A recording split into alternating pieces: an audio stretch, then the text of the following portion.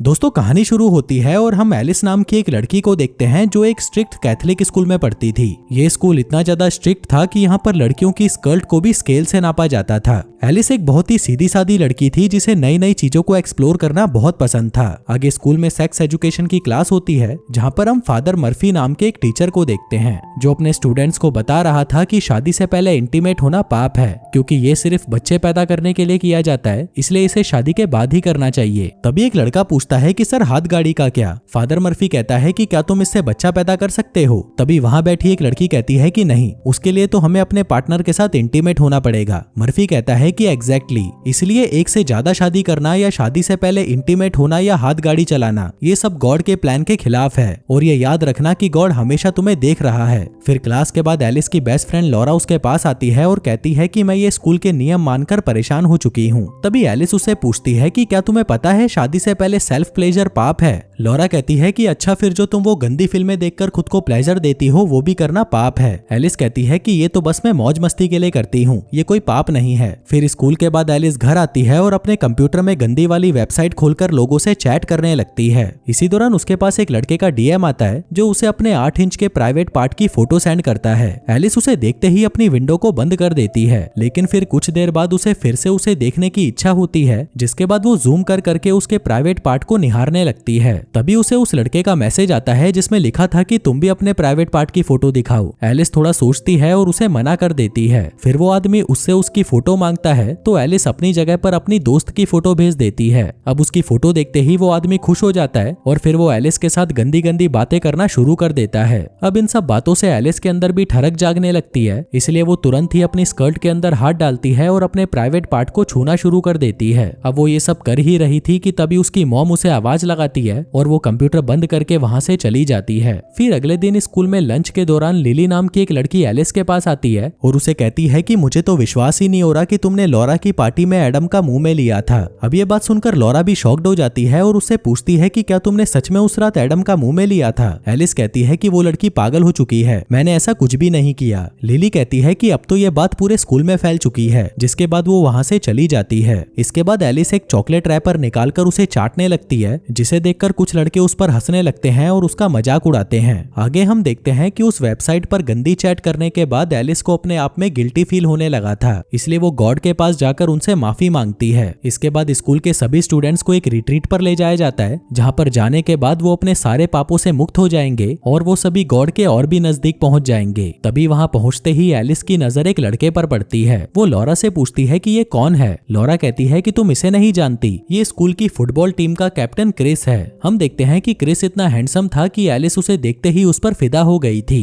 तभी नीना नाम की एक लड़की उसके पास आती है और उसे उसका रूम दिखाती है। वो कहती है कि यहाँ पर घड़ी और फोन अलाउड नहीं है, इसलिए तुम उसे मेरे पास जमा करा दो। अब एलिस उसे अपनी घड़ी तो दे देती है, लेकिन वो अपना फोन अपने बैग में ही छुपा लेती है। जिसके बाद एलिस हॉल में आती है, जहाँ पर फादर मर्फी उन सभी को छोटे छोटे ग्रुप्स में बांट देते हैं। एलिस के ग्रुप का लीडर क्रिस था, जिसे देखते ही एलिस खुश हो जाती है। फिर फादर मर्फी सभी को बताता है कि तुम्हें यहाँ पर गॉड ने बुलाया है, ये ट्रिप तुम लोगों के लिए खास होने वाली है, जो आगे जाकर जीवन में तुम्हारी बहुत मदद करेगी। इसके बाद वो सबको एक एक फॉर्म देता है जिसमें कुछ फीलिंग्स के बारे में लिखा हुआ था। अब यहाँ पर इन्होंने जो जो फीलिंग्स को महसूस किया था वो सभी इन्हें इस फॉर्म में भरना था। एलिस फॉर्म भरना शुरू करती है और लस्ट के ऊपर मार्क करती है, लेकिन फिर बाद में वो उसे मिटा देती है, लेकिन वो मिटता नहीं है और तभी टाइम ओवर हो जाता है। पर एलिस उसे पेंसिल से काट देती है और फॉर्म जमा करा देती है। फिर उसी रात एलिस अपने फोन में गेम खेल रही थी, लेकिन तभी अचानक उसका फोन वाइब्रेट करने लगता है। अब ये देखते ही एलिस को चुल सी मचती है और वो उस फोन को अपनी टांगों के बीच में डालकर पूरी रात उसके मजे लेती है। फिर अगली सुबह सारे स्टूडेंट्स जंगल में घूमने के लिए जाते हैं। वहीं एलिस यहाँ पर सिर्फ क्रिस को ही देख रही थी। इसी दौरान एक लड़की नीचे गिरने लगती है, पर क्रिस उसे पकड़ लेता है। अब ये देखकर एलिस को एक आइडिया आता है और वो भी गिरने का नाटक करती है। तभी ये देखकर क्रिस उसके पास आता है और उसे उठाकर नर्स के पास ले जाता है, जिसमें एलिस को भी बहुत मजा आ रहा था।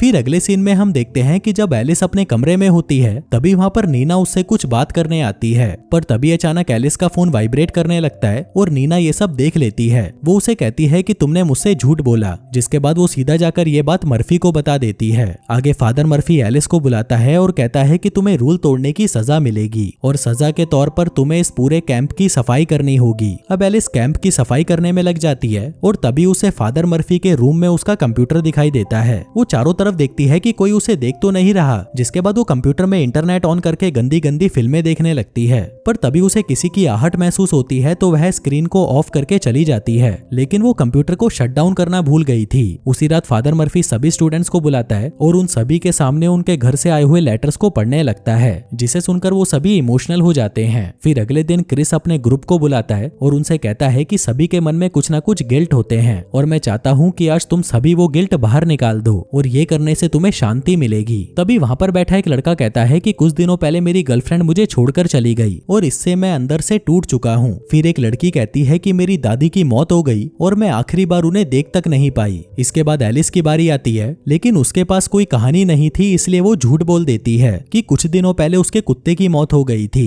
जो बात सुनकर एक लड़की जोर जोर से रोने लगती है। इसके बाद सभी लंच करते हैं और तभी फादर मर्फी आकर कहता है कि कल किसी ने मेरे कंप्यूटर पर गंदी फिल्में देखी हैं, लेकिन इस पर सभी चुप रहते हैं। मर्फी कहता है कि मुझे ये तो नहीं पता कि ये किसने किया है, पर याद रखना गॉड सब कुछ देख रहा है। अभी सुनकर एलिस घबरा जाती है, लेकिन वो किसी को कुछ नहीं बताती। इसके बाद मर्फी एलिस को अकेले में बुलाता है और उससे पूछता है कि गॉड के साथ तुम्हारा रिलेशन कैसा है। एलिस कहती है कि फर्स्ट क्लास। मर्फी कहता है कि फिर तुमने फॉर्म में लस्ट क्यों भरा था। एलिस कहती है क्योंकि मैं कुछ महीनों पहले ये फील कर रही थी। मर्फी पूछता है कि क्या तुम अभी भी ऐसा फील कर रही हो, जिस पर वो कहती है नहीं। इसके बाद जब एलिस सफाई कर रही थी तभी एडम वहाँ पर आता है और कचरा नीचे फेंक देता है। एलिस कहती है कि तेरी प्रॉब्लम क्या है। एडम कहता है कि तेरी वजह से मेरा ब्रेकअप होते होते बचा। एलिस पूछती है क्यों, मैंने क्या किया, बल्कि मेरा नाम खराब हो रहा है, जबकि मैंने कुछ किया भी नहीं। लेकिन तभी मर्फी वहाँ पर आ जाता है और एडम को अपने साथ ले जाता है। फिर सफाई करते वक्त एलिस को वहाँ पर एक बैंड मिलता है जिस पर एडम का नाम लिखा हुआ था और वो उसे अपने पास रख लेती है। इसके बाद जब वो किचन की सफाई कर रही थी तभी उसकी नजर खिड़की के बाहर पड़ती है और जो वो देखती है वो देखकर उसकी फटी की फटी रह जाती है।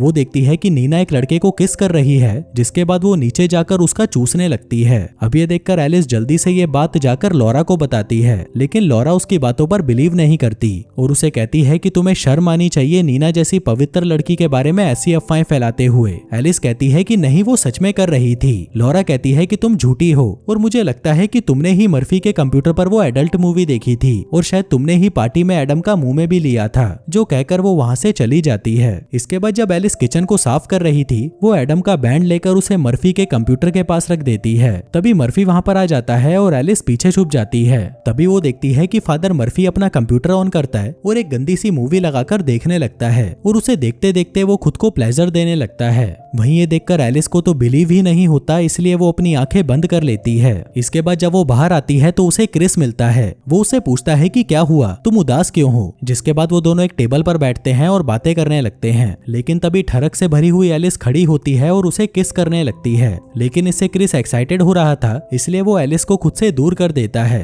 वो उसे कहता है कि ये गॉड के प्लान के खिलाफ है और वहाँ से भाग जाता है। फिर रात को जब सभी पार्टी कर रहे होते हैं तभी एलिस चुपके से वहाँ से निकल जाती है और पास के एक बार में चली जाती है। वहीं उस बार में नताशा नाम की एक औरत बैठी थी जो उससे पूछती है कि क्या हुआ। एलिस कहती है कि आखिर मेरे साथ ही ऐसा क्यों होता है, मैं जिसको भी पसंद करती हूँ वो मेरे से दूर चला जाता है। नताशा कहती है कि ये तो सबके साथ होता है, बचपन में मैं भी किसी को पसंद करती थी लेकिन वो साला गे निकला। अब ये सुनकर एलिस को थोड़ा अच्छा महसूस होता है, जिसके बाद वो उसे वापस कैंप में ड्रॉप कर देती है। फिर अगली सुबह जब सभी ब्रेकफास्ट कर रहे थे तभी वहाँ फादर मर्फी आकर एडम को अपने साथ ले जाता है। इसी दौरान लॉरा एलिस के पास आती है और उससे माफी मांगती है कि उसने उसे इतना बुरा भला कहा। एलिस कहती है कि कोई बात नहीं। तभी लॉरा उसे कहती है कि तुम्हें पता है एडम एक गे है। अब ये सुनकर एलिस शॉक्ड हो जाती है और कहती है कि ये कैसे हो सकता है, उसकी तो गर्लफ्रेंड थी ना। लॉरा कहती है कि उस साले से कुछ हो नहीं पाता था, इसलिए उसने अफवाह फैलाई थी कि उसकी एक गर्लफ्रेंड है। इसके बाद हम देखते हैं कि अब वो रिट्रीट खत्म हो जाती है और सभी अपने अपने घर चले जाते हैं। फिर अगले दिन एलिस स्कूल जाती है जहाँ पर क्रिस उसे देखकर छुपने लगता है। तभी एलिस उसके पास जाकर कहती है कि तुम्हें छुपने की जरूरत नहीं है, क्योंकि जो लास्ट टाइम हुआ था वो आगे नहीं होगा और क्या अब हम दोस्त बन सकते हैं, जिस पर क्रिस मान जाता है। इसके बाद वो मर्फी के पास आती है और उससे फालतू की बातें करने लगती है। फादर मर्फी पूछता है कि क्या तुम्हें कुछ और कहना है। एलिस कहती है कि हाँ, मुझे कुछ बताना है जो मैंने उस रिट्रीट पर देखा था। मैंने एक वीडियो देखा था जिसमें कुछ काले लोग इंटीमेट हो रहे थे। जो सुनकर मर्फी समझ जाता है कि वो कौन सी वीडियो की बात कर रही है। एलिस कहती है कि मुझे पता था ये सब गलत है, लेकिन फिर भी मैंने देखा, क्या गॉड इसके लिए मुझे माफ करेंगे। अब क्योंकि मर्फी घबराया हुआ था तो वो कहता है कि मुझे नहीं पता, ये तुम्हारे और गॉड के बीच की बात है। जिसके बाद वो उसे ब्लेस करता है। इसके बाद एलिस अपने घर पर आती है और फिर से एक गंदी फिल्म देखकर अपनी स्कर्ट में हाथ डालने लगती है। उसे पता था कि ये गलत है, लेकिन अब उसके मन में कोई गिल्ट नहीं था। और दोस्तों, इसी के साथ ही ये कहानी यहीं खत्म हो जाती है।